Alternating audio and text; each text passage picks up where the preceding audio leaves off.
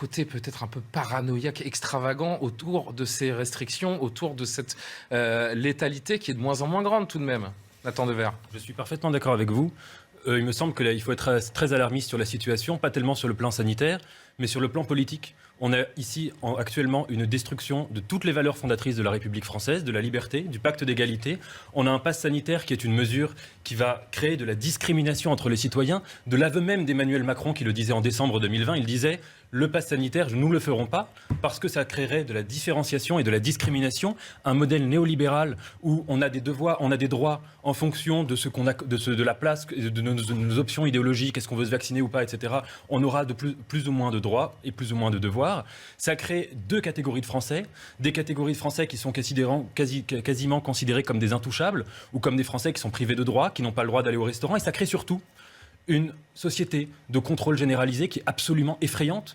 Il n'y a pas de quoi faire des comparaisons historiques avec le passé. En revanche, c'est un modèle qui est orwellien, qui fait penser à de la science-fiction, qui fait penser au crédit social en Chine. C'est une catastrophe absolue. Et donc, en effet, je pense qu'il faut être absolument alarmiste sur la situation, mais pas tellement sur le plan sanitaire. En revanche, sur l'instrumentalisation de cette crise sanitaire à des fins politiques et anti-républicaines. Cet argument qui consiste à dire évidemment, c'est une mesure qui est problématique, le pass sanitaire, mais nous faisons ça parce que nous sommes en temps de crise. On ne transige pas avec les principes de la démocratie et de la République parce que nous sommes en temps de crise. C'est exactement ce qu'ont dit les Américains après le 11 septembre, et ils avaient raison. Oui. Et dernière chose, je crois que c'était dans Libération qu'un conseiller ministériel a fait une petite confidence où il a dit, en dehors des éléments de la communication politique, il a dit de manière explicite et claire et cash quel était le principe de ce pass sanitaire, c'est de faire en sorte que les non-vaccinés aient une vie de merde. Voilà. Alors c'est une incitation. Que c'est un exemple de démocratie et un exemple de république, c'est quand même problématique. Et les pays qui ont il a raison, hein.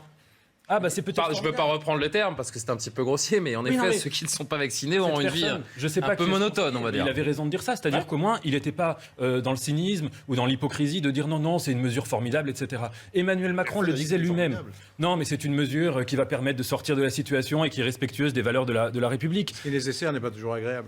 Mais c'est pas une question d'agréable. Là, le problème, ce qui est pénible, c'est que le truc, c'est pas que les Français, ils ont envie d'aller en boîte de nuit et qu'on leur dit vous pouvez pas et que c'est pas agréable pour eux. C'est que c'est contraire au principe de la République. On fait tout pour éviter justement d'avoir à se reconfiner tous.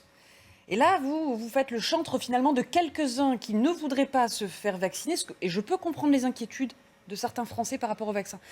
Mais c'est pas acceptable comme raisonnement. Vous nous proposez quoi comme alternative? De tous nous reconfiner finalement, la privation des libertés de tout le monde. C'est de mon côté la privation des libertés. Mais je vous pose la question. Écoutez, parce que je comprends pas bien ce que vous nous proposez.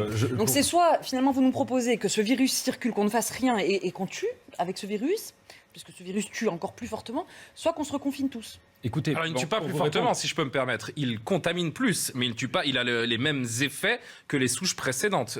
C'est sa contamination qui est plus grande. Et grâce au vaccin, il tue moins. Oui. Pour vous répondre, vous m'avez dit que j'étais opposé à la vaccination. J'ai absolument pas dit ça. Je n'ai pas dit que je l'étais. Il faut distinguer deux questions. La première qui est une question scientifique. Est-ce qu'on est favorable ou non à la vaccination? Je n'ai pas les compétences scientifiques pour y répondre et personne sur ce plateau ne les a visiblement. Nous parlons seulement par oui. Non mais voilà. Et ça, donc ça, c'est pas ma question. Et moi, je ne suis pas du tout anti-vaccin. Attendez, s'il faut attendre d'être scientifique. Vous n'êtes pas scientifique et moi non plus.